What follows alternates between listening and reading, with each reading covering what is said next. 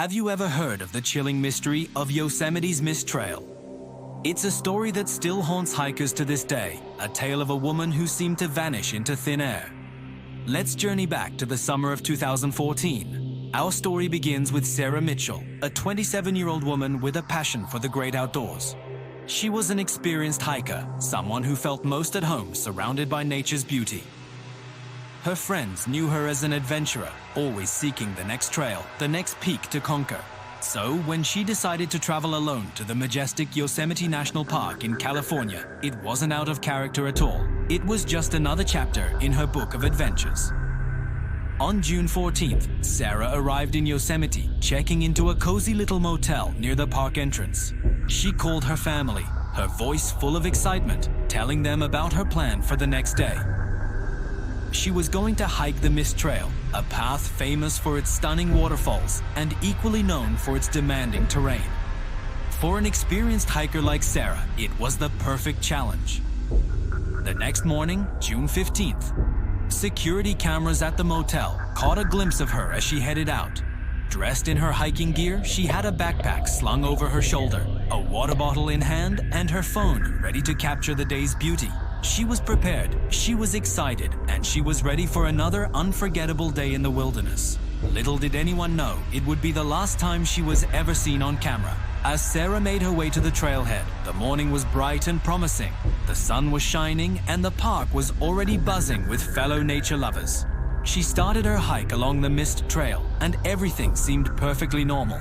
Other tourists who were on the same path later recalled seeing her. They described a young woman full of life, smiling as she took photos of the magnificent Vernal and Nevada Falls, their powerful spray creating the mist the trail is famous for. She was just another happy hiker, soaking in the incredible scenery, one of many people enjoying a beautiful day in one of America's most beloved national parks. There was absolutely no indication that anything was about to go horribly wrong. She was in her element, doing what she loved most, completely unaware that she was walking toward an enigma that would baffle investigators and spook visitors for years to come.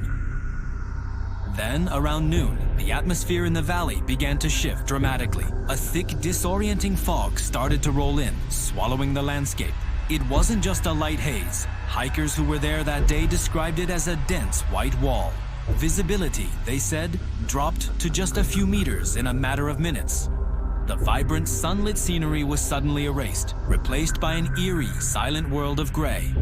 And it was within this sudden, ghostly fog that the last confirmed sighting of Sarah Mitchell took place. Another hiker saw her, a fleeting figure on the trail, before she was completely enveloped by the mist. And then, she was gone. When Sarah failed to return to her motel that evening, the staff grew concerned and alerted the authorities. Her family, unable to reach her, felt a growing sense of dread. Park rangers immediately launched a search operation. Their first discovery was her car, still parked right where she had left it near the trailhead. It was a clear sign that she hadn't simply decided to leave the park. She was somewhere out there, on the trail, lost in the vast wilderness of Yosemite. What started as a standard search for a missing hiker quickly escalated into a massive, desperate effort. Over the next few days, the park became a hub of activity. More than 100 volunteers joined the professional search and rescue teams. The air buzzed with the sound of helicopters, their blades cutting through the fog, trying to spot any sign of color, any sign of life from above. On the ground, highly trained rescue dogs sniffed through the dense undergrowth, their handlers calling out Sarah's name into the unnerving silence. They combed every inch of the Mist Trail and the surrounding areas, hoping to find any clue, any trace that would lead them to her. But the wilderness held its secrets tight. 3 days into the intensive search, the team stumbled upon something that only deepened the mystery. On a remote rock ledge, a short distance off the main trail, they found Sarah's phone. But the way it was found was incredibly strange. It wasn't dropped, smashed, or tossed aside as you might expect in a fall or a struggle. It was placed perfectly, screen up, almost as if someone had carefully set it down to be found. Beside it, her water bottle was still half full. The immediate area was scanned with forensic precision, but there were no footprints leading to or from the spot, no signs of a scuffle, no disturbed earth. It was as if she had simply materialized to place the items and then dematerialized. This bizarre discovery sent a chill through the search party. It didn't make any sense. Why would an experienced hiker leave her phone, her lifeline, and water behind? The placement was too deliberate, too neat. It felt staged. And as the search teams pushed deeper into the park, another unsettling element was added to the puzzle. Several rescuers reported hearing strange sounds, faint cries for help, carried on the wind. They followed the voice, their hearts pounding with a mix of hope and fear. But the sound seemed to play tricks on them. It led them further and further into the dense, fog-choked terrain. And then, as suddenly as it began, it would just stop, leaving them in an even more profound and frustrating silence. Weeks turned into a month, and the search for Sarah Mitchell was eventually scaled back. Despite the exhaustive efforts of hundreds of people, not a single other trace of her was ever found. No backpack, no clothing, no clue to explain what happened on that foggy afternoon. The official report concluded with the heartbreaking words, "Missing, presumed dead." But with no body and no answers, the case remained wide open, a gaping wound in the history of the park. To this day, the mystery of Sarah Mitchell lingers over Yosemite National Park. Her story has become a local legend, a ghost story whispered around campfires.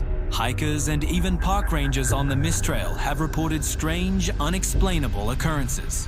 Some claim to hear mysterious echoes that sound like a woman's cry, especially when the fog rolls in. Others have seen fleeting flashes of movement in their peripheral vision, a shape that disappears the moment they turn to look. Many have described an unshakable feeling of being watched, a cold presence that follows them along the trail. Did Sarah simply get lost in the fog and succumb to the elements? Her body hidden so well that it may never be found? Or did the strange placement of her phone point to something else, something far more sinister? Was there another person involved? And what about those phantom cries heard by the rescuers? Was it just the wind, or was it a desperate plea for help from Sarah, lost somewhere in the misty abyss? Sarah Mitchell's disappearance remains one of Yosemite's most chilling and enduring mysteries, a story that serves as a haunting reminder of how quickly the wild can reclaim its own, and how some questions may never ever be answered. Thank you so much for watching. What do you think happened to Sarah Mitchell? Let me know your theories in the comments below. And if you find these kinds of mysteries as fascinating as I do, make sure to hit that like button and subscribe for more stories. Stay safe out there, and we'll see you in the next video. For weeks after Sarah Mitchell vanished, the forests of Yosemite National Park became a hive of activity. Rangers, volunteers, dogs, everyone was out there, searching. They combed every trail, peeked into every cave, and traced the banks of every river. Helicopters sliced through the sky day after day, their rotors a constant thrumming reminder of the urgency. But for all the effort, it was like looking for a ghost. There was nothing, no Sarah, no clues, no answers. Then, just as hope began to fade, the strange details started to trickle in. On the 6th day, a search team found something near the Merced River, a single set of footprints. They were a perfect match for Sarah's hiking boots. The team followed them, their hearts pounding with a mix of dread and excitement. But the trail didn't lead to a body, or a shelter, or even a dropped piece of gear. The footprints just stopped, right at the edge of a sheer cliff. There were no signs of a struggle, no scuff marks from a fall, no torn clothing, no blood. It was as if she had walked to the edge of the world and simply stepped into the sky. The mystery didn't end there. A couple, who had been hiking about 2 miles away from the popular Mist Trail, came forward with their own story. They told rangers they'd been woken up late one night by the sound of a woman's laughter. It was clear and bright, echoing through the canyon. At the time, they just assumed it was other campers having a good time. But they later learned that the entire area had been officially cleared and was completely deserted that night. Who was laughing in the empty wilderness? Things got even more unsettling when one of the park rangers, a man named Daniel Reyes, reluctantly shared what he had seen. On the 3rd night of the search, he was on a late patrol, cutting through the thick fog that often blankets the valley. That's when he saw it. A figure, standing motionless, deep in the mist. It was holding something that glowed faintly, like an old-fashioned lantern. Reyes, thinking it was a lost hiker, called out, "Hello? Are you okay?" But the figure didn't answer. It didn't even turn. As he cautiously moved closer, the shape just dissolved. It faded back into the fog until there was nothing there. Reyes swore it looked like a woman, and she was wearing clothes that seemed to be from another era, clothes nobody had worn for decades. As the days bled into weeks, the official search operation was inevitably scaled back.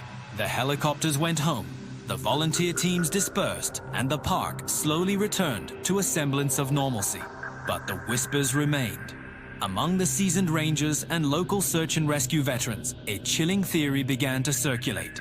They said Yosemite had taken Sarah, just like it had taken others before her. This wasn't just a campfire story. When reporters started digging, they uncovered a disturbing pattern. Yosemite National Park has a long, dark history of unexplained disappearances. It wasn't just inexperienced tourists who got lost. Experienced hikers, seasoned climbers, and even park employees had vanished over the years, often under bizarre circumstances. They would leave behind all their gear, their tents, their food. Sometimes, searchers would find their shoes, neatly placed side by side on a trail, as if they had been carefully set down before their owner walked away into nothing. Sarah Mitchell's case was no longer just about one missing woman. It had become a single chilling chapter in a much larger, darker book. Her story was now woven into the very fabric of Yosemite's lore, another thread in a tapestry of disappearances that defied all logic. With every unanswered question, every strange footprint, every ghostly sighting, the mystery of what happened to Sarah and all the others who vanished in the shadow of those granite cliffs only grew deeper, darker, and more terrifying. What do you think happened to Sarah Mitchell? Was it a tragic accident, or is there something more ancient and mysterious at play in the heart of Yosemite?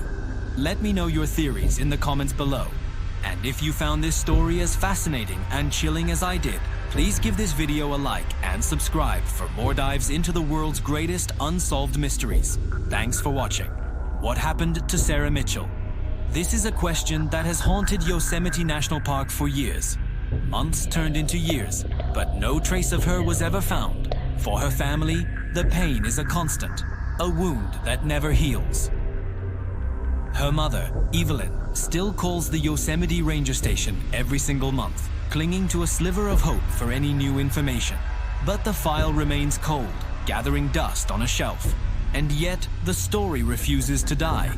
In fact, it's taken on a life of its own, growing darker and more unsettling with each passing year. It's 2016. 2 years after Sarah vanished. A group of campers near the Merced River are settling in for the night when they hear it, a chilling sound cutting through the quiet of the wilderness. A woman's voice, faint but clear, calling out, "Help me, please, help." They grab their flashlights, hearts pounding, and search the surrounding darkness. They find nothing. No person, no tracks, nothing. But when they later describe the voice to authorities, it sends a shiver down everyone's spine. It's a perfect match for the voice of Sarah Mitchell, taken from old home videos that had been played on the news. How could this be? Around the same time, another strange clue surfaces. A group of hikers, far off the beaten path, discover a torn piece of fabric snagged on the branches of a tree. It's a small, seemingly insignificant discovery. But when forensic teams analyze it, they find it's consistent with the type of jacket Sarah was wearing the day she disappeared. The problem? The location makes absolutely no sense. It was found miles away from where she was last seen, across treacherous terrain that would challenge even the most experienced climbers. How did a piece of her jacket get there? This bizarre discovery prompted investigators to look deeper, to dig into the park's history. What they found was a disturbing and unsettling pattern. Over the past 4 decades, more than 30 hikers have disappeared without a trace in the same general area. The region encompassing the Mist Trail, Happy Isles, and the dense forests lining the Merced River. Some were eventually found, tragically having succumbed to accidents or the elements. But many, like Sarah, were never seen again. They simply vanished. This has led to whispers among locals and park veterans, hushed stories about something they call the Yosemite Zone. They describe it as a cursed stretch of wilderness, a place where the laws of nature seem to bend. Compasses spin wildly, GPS devices fail without explanation, and seasoned hikers report a sudden, overwhelming sense of disorientation. as if the forest itself is twisting and reconfiguring around them, leading them astray. One park ranger, who chose to remain anonymous, admitted something chilling. He said, "We stopped talking about it publicly, but off the record, we all know there's something strange in those woods, something we can't explain." What is it that even the people who know this park best are afraid to talk about? By 2018, Sarah's family, frustrated with the lack of progress, decided to take matters into their own hands. Her brother, Michael, became obsessed. He poured his life savings into a private search, spending months on end, hiking through the park's most remote areas. He spoke to anyone who would listen, other hikers, local guides, even psychics, desperate for any lead. Driven by a need for answers, Michael started setting up motion-activated night vision cameras in the areas where strange occurrences had been reported. For weeks, he captured nothing but the usual nighttime activity of the forest: deer, raccoons, the occasional bear. But then, one night, his equipment caught something that made his blood run cold. On the screen, a faint, glowing figure can be seen moving slowly between the ancient sequoia trees. It's ethereal, almost translucent. Just as it comes into focus, it vanishes as quickly as it appeared. The footage is grainy and inconclusive, but Michael swore he recognized the figure's shape, its gait. He was convinced it was his sister, Sarah. The footage was never officially verified, dismissed by some as a trick of the light or a technical glitch. But once it leaked online, it ignited a firestorm of speculation.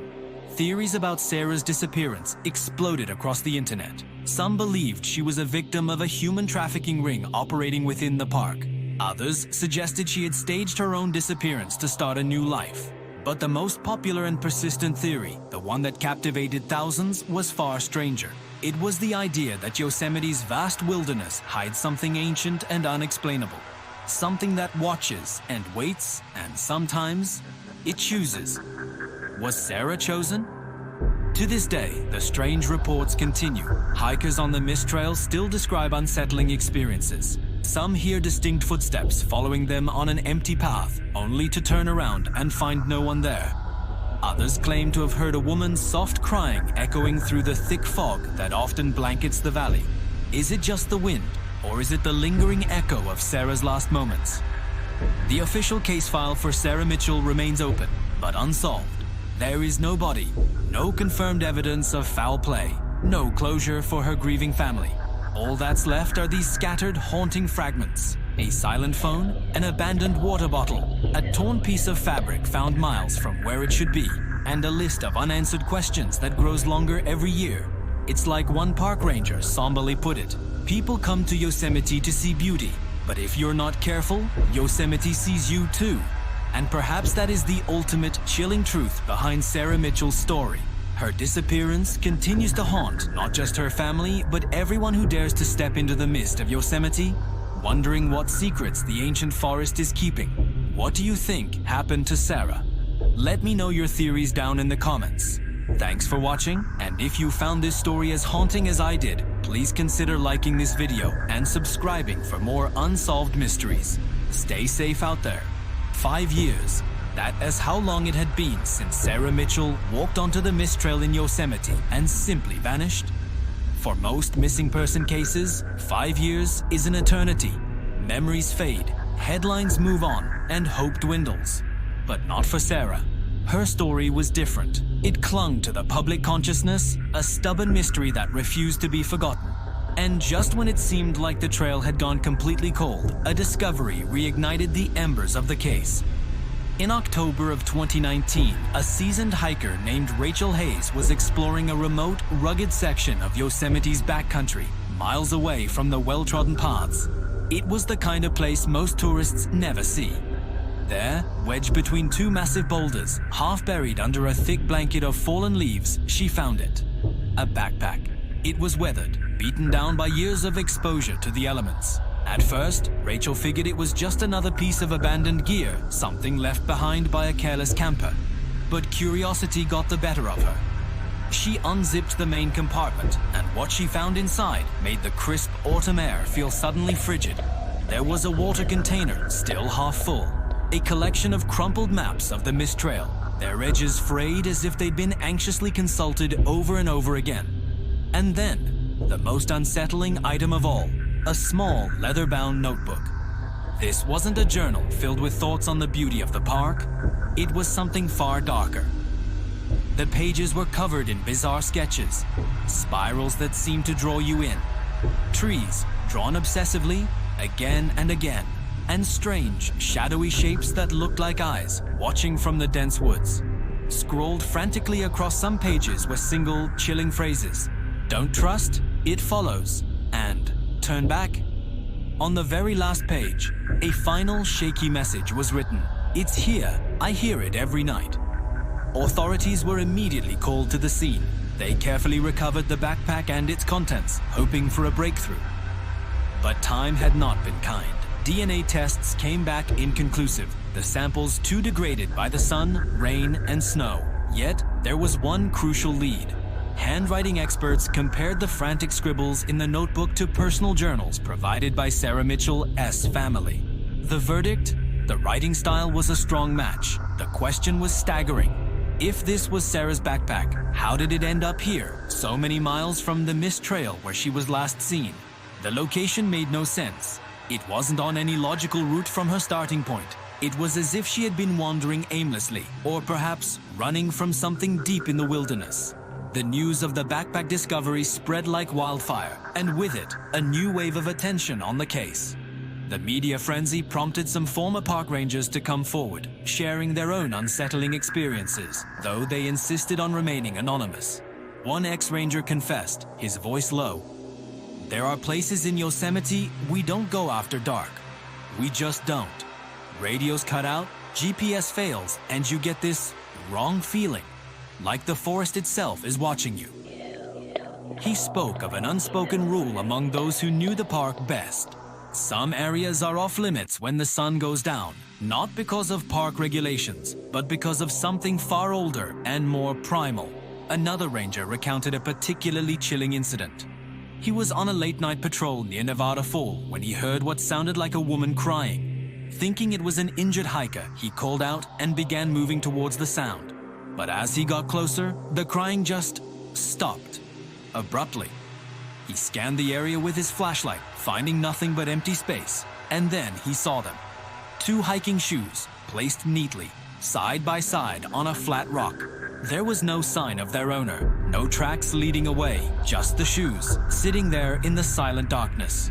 These weren't just campfire tales. They were first-hand accounts from people who had spent their lives in the park. Stories like these began to circulate, adding a new, terrifying layer to Sarah Mitchell's disappearance. Was it possible she hadn't just gotten lost? Could she have stumbled into one of these wrong places? The idea that her case wasn't an isolated accident, but part of a larger, darker pattern of events in Yosemite started to take hold.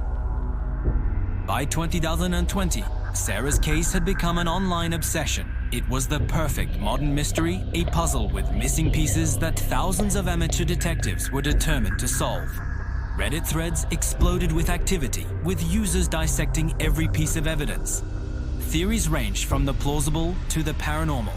Some were convinced she was kidnapped by someone living off-grid, a hermit hidden deep within the park's vast wilderness. Others speculated she might have fallen into one of Yosemite's many unmapped caves, her body lying undiscovered just feet from a popular trail. And then there were the supernatural theories. These gained the most traction, fueled by the ranger's stories and the strange notebook. People began to whisper about ancient legends of spirits or creatures that inhabited the park. The idea that something in the park had taken Sarah became a dominant theme.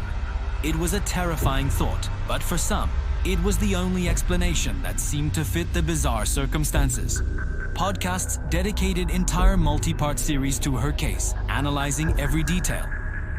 YouTubers flew drones over the areas where she went missing and where the backpack was found, poring over the footage for hours, claiming to spot strange figures moving in the mist or shadows that didn't belong. The more people looked, the stranger the case became. Every potential clue seemed to lead to another dead end, another unanswered question.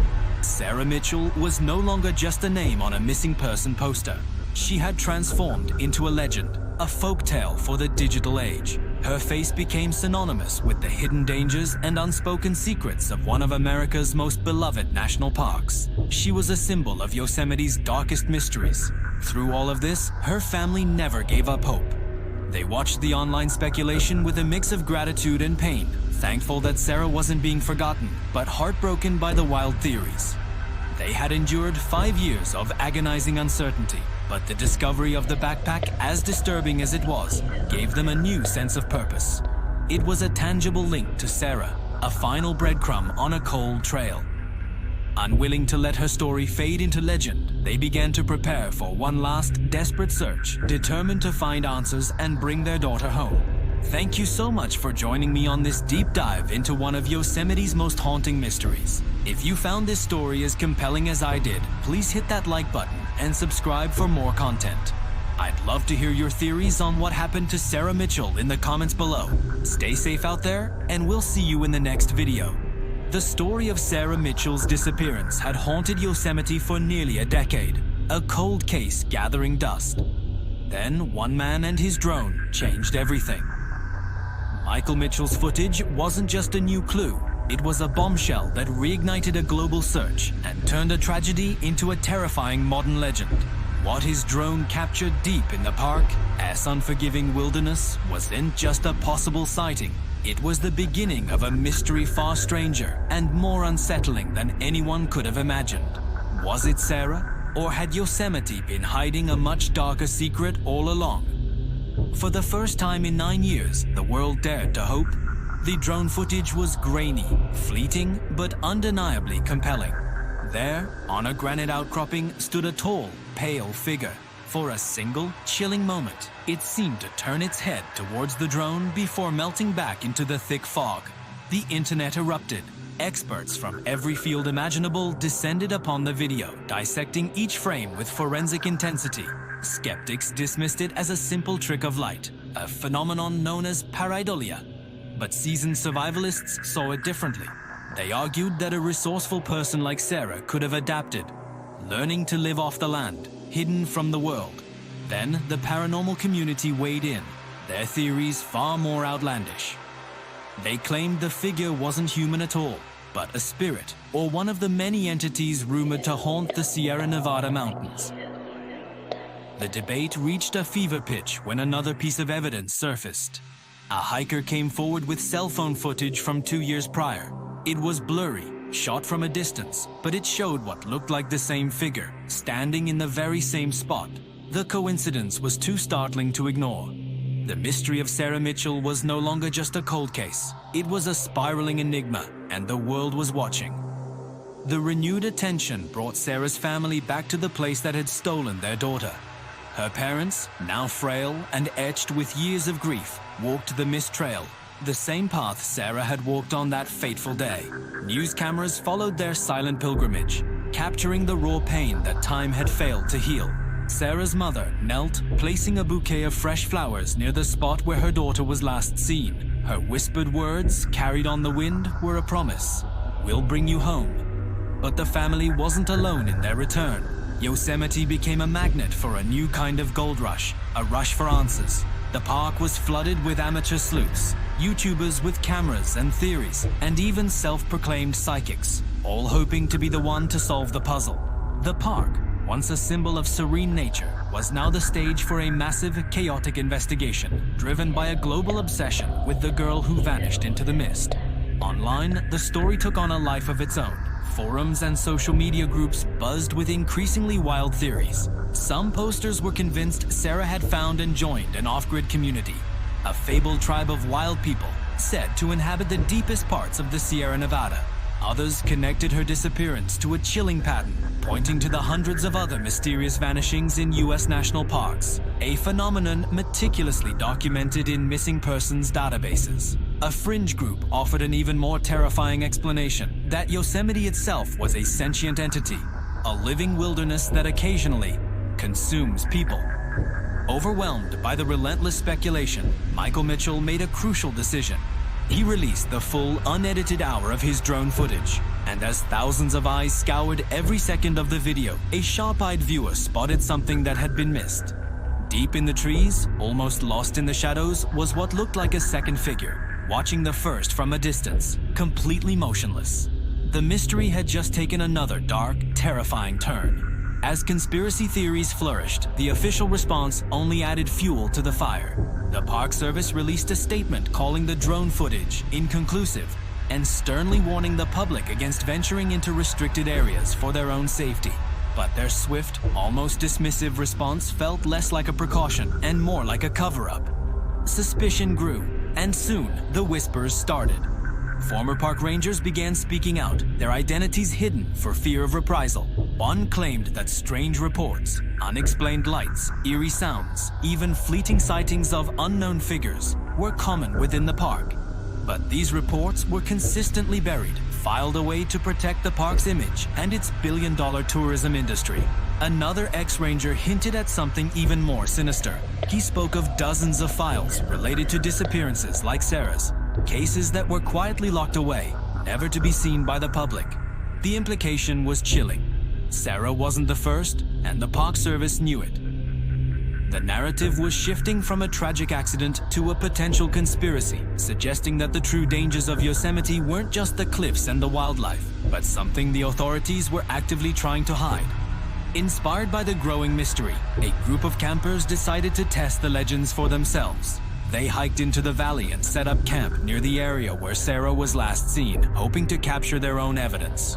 The night was still and quiet until 3:17 a.m. That's when they heard it, a woman's voice crying for help. They described it as panicked and distant, echoing strangely through the granite walls of the valley. They shouted back, their voices swallowed by the immense darkness. And then complete silence. Moments later, their campfire, which had been burning steadily, erupted violently, the flames dancing and flickering as if caught in a sudden, powerful gust of wind, though the air around them was perfectly still. They checked their cameras, which had been recording all night. But the footage from that exact moment was nothing but static, a digital scream in the silence. They had gone looking for answers, but had only found more questions and a deep, primal fear that would stay with them long after they left the valley.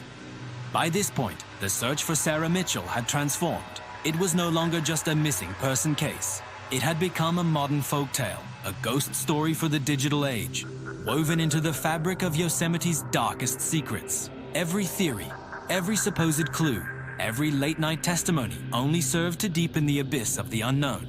The drone footage, the second figure, the whispers of a cover-up, the voice in the night, it all painted a picture that was getting larger and more terrifying with each new brushstroke.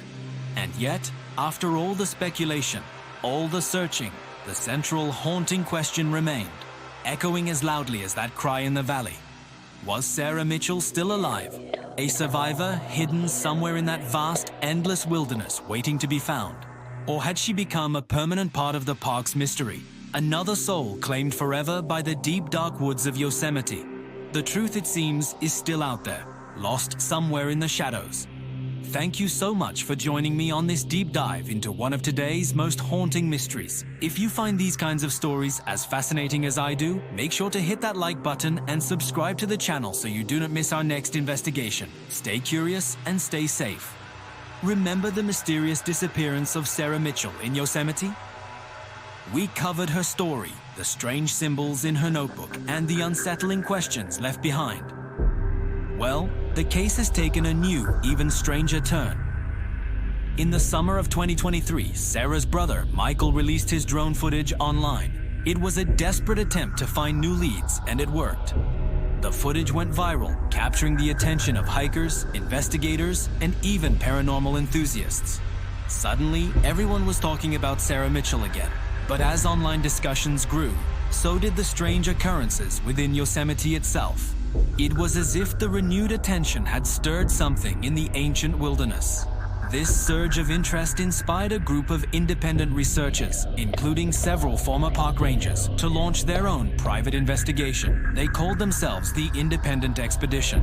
Their mission was simple but dangerous: to retrace Sarah's last known steps and venture into the remote areas that official search parties had never fully explored. They weren't just going for a hike. This was a serious operation. Their gear was top of the line, thermal cameras to detect heat signatures in the dark, advanced night vision goggles, satellite phones for communication in dead zones, and enough survival equipment to last for weeks in the rugged backcountry. They deliberately avoided the well-trodden trails, moving like ghosts through the dense forest. They hiked only during daylight, setting up camp before dusk and meticulously documenting every observation, every sound, every anomaly. They knew the wilderness was unpredictable, but they had no idea what they were about to uncover. On just their second night out, a researcher named Ethan was monitoring their audio equipment. That's when he picked it up. A faint, high-pitched hum that seemed to drift through the entire valley. It was a bizarre sound, unlike any animal or natural phenomenon he'd ever heard. At first, he dismissed it as wind whistling through the canyons, or maybe a distant animal call, but the sound was persistent, almost electronic in nature. Back at their base camp, the team decided to analyze the recording. They isolated the frequency and ran it through audio-enhancing software. What they discovered sent a chill down their spines. The hum wasn't just random noise. Hidden within the frequency were patterns, rhythmic and structured, almost like a distorted voice. As they listened closer, they could just make out what sounded like words, faint and ethereal, repeating a chilling message. Leave. Don't follow. Help. Was it a warning or a desperate plea from Sarah herself? 3 days into their grueling trek, the expedition made another startling discovery. While navigating a dense, overgrown section of the park, far from any marked trail, they found it. A narrow cave entrance, almost completely concealed by a cluster of fallen boulders and a thick curtain of vegetation. It was the kind of place you could walk past 100 times and never notice. Cautiously, they entered. Inside, the air was immediately colder, heavier. A damp, earthy smell mixed with something else. A faint scent of decay. The evidence they found was deeply unsettling. There were charred remnants of a small, recent campfire, a collection of animal bones arranged in unnatural, deliberate patterns on the cave floor. And then they saw it, pieces of torn fabric snagged on a rock. The material and color matched the description of the hiking shirt Sarah Mitchell had been wearing on the day she vanished. But the most disturbing discovery was on the cave walls. Etched into the rock were symbols, spirals, and strange, angular markings. The team instantly recognized them. They were an exact match for the bizarre sketches found in Sarah's abandoned notebook. It was as if she had been here, carving these symbols herself. Some of the carvings looked fresh, while others were older, weathered. It was a gallery of warnings, a message left for anyone who might stumble upon this place. The team tried to press deeper into the cave, but the passage narrowed to an impassable crawl space, and the ground became dangerously unstable. They were forced to turn back, their minds racing with what this hidden chamber could mean. As the expedition continued, the team's resolve was tested by a series of unexplainable events. The wilderness itself seemed to be turning against them. Almost every night, they heard them, footsteps circling their tents, crunching on leaves and twigs. When everyone was accounted for and zipped inside, they'd call out, shine their flashlights into the darkness, but there was never anyone there. During the day, they saw things in their peripheral vision. Shadows moving between the trees, always in the distance, always fleeting. The feeling of being watched was constant and overwhelming. Then came the whispers. They would drift on the wind, so faint you'd think you were imagining them. But multiple team members heard them. Sometimes it was just a murmur, but other times they could clearly make out a single haunting word. Sarah? One night, Olivia, another researcher on the team, was taking a late-night watch. As she scanned the cliffs overlooking their camp, she saw it. A tall, slender figure standing at the edge of a precipice, partially shrouded in the thick mountain mist. It was humanoid, but unnaturally still. She blinked, and in that split second, it was gone. She frantically checked her camera, which had been recording the entire time. The footage showed nothing but mist and rock. It was as if the figure existed only for her eyes. Shaken by their experiences, the team decided to consult some of the longtime local guides, people whose families had lived and worked around Yosemite for generations. When they shared their stories of the hum, the cave, and the whispers, the guides weren't surprised. They nodded knowingly and began to share old stories, local legends passed down through the decades. They spoke of hikers vanishing without a trace along specific stretches of the famous Mist Trail. They told tales of campers hearing disembodied voices that seemed to lure them off the path and into the wilderness, with some never being seen again. These legends all shared a common theme: fleeting glimpses of shadows among the trees, always watching, never getting closer.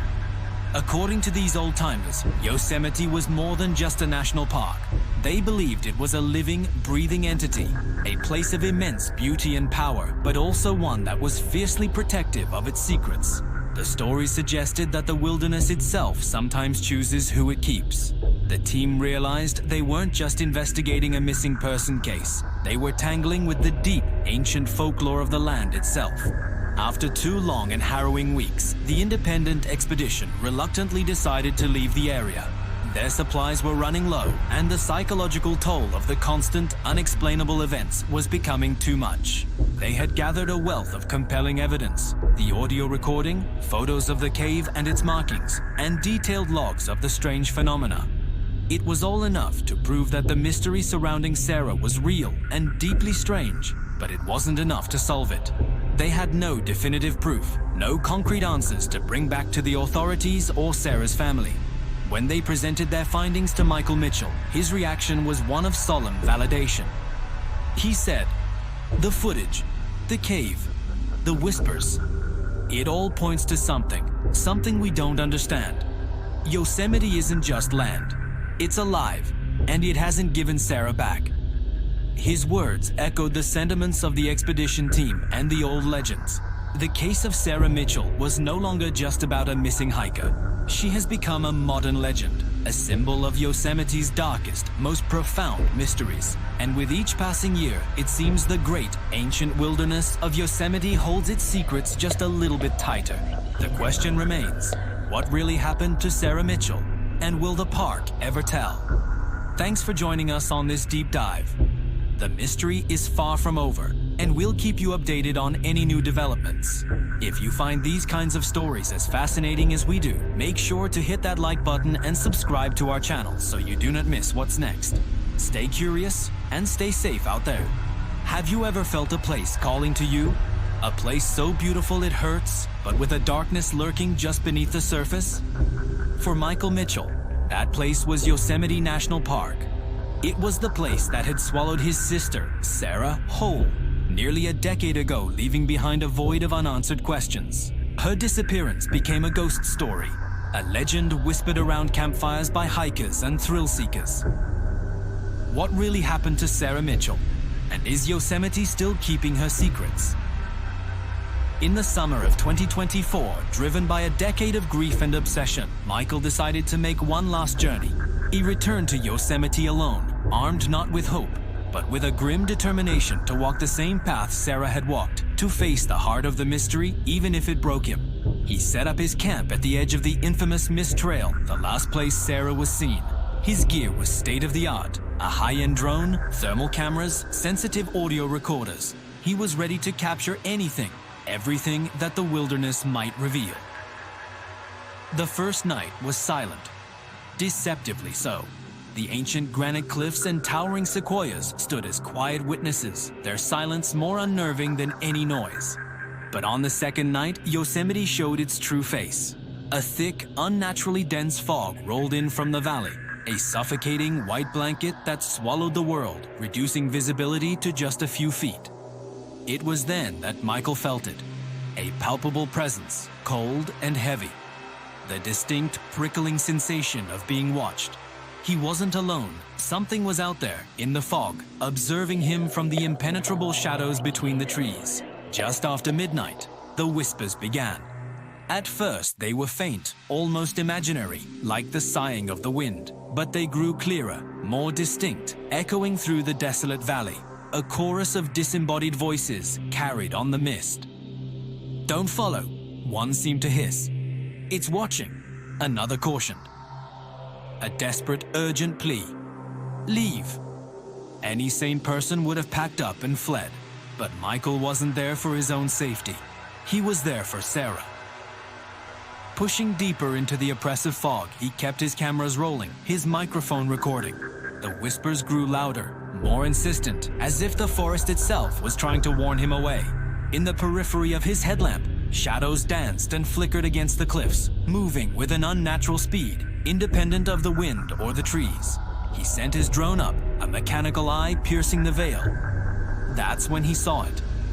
For a fleeting moment, the drone's SAD-S camera captured a figure emerging from the fog near a hidden crevice in the rock face. It was tall, impossibly thin and pale. Long dark hair billowed around it, though the air was still. It was the silhouette of a woman. "Sarah?" Michael yelled, his voice cracking, swallowed by the immense silence of the valley. There was no reply. The figure simply stood there, a motionless sentinel in the mist, before vanishing as quickly as it had appeared.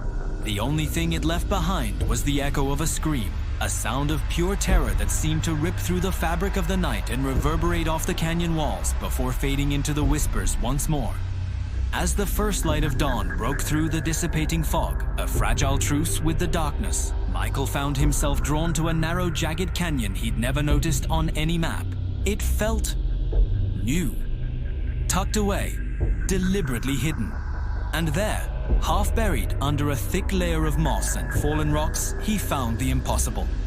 A weathered backpack, faded by years of sun and rain, but unmistakably the same design as Sarah's. His heart pounded in his chest as he carefully opened it. Inside, he found torn, water-damaged pages from her journal. The scribbles were frantic, but the symbols were clear. Spirals and strange branching lines, identical to the ones investigators had found in a hidden cave years ago. And nestled beside the pages was a small, hand-carved wooden figurine, a crude but evocative effigy of a woman standing in the mist. As Michael looked up, he realized the canyon walls around him were covered in the same symbols from the notebook, but these were fresh, etched deep into the solid granite. And in the dim morning light, they seemed to pulse with a faint, otherworldly glow, almost as if they were alive. He recorded everything, every impossible detail, but a profound understanding washed over him. He couldn't take these things. They didn't belong to him. They belonged to Yosemite. The park would not release its secrets or its dead. Standing at the edge of the canyon, looking back toward the mist trail, a haunting realization settled into Michael's bones like a permanent chill. Sarah had never left. She was still here. Not her body, but her essence, her spirit, woven into the very fabric of this place. She had become part of the mist, the trees, the ancient stone, a permanent resident of Yosemite's wild, mysterious heart.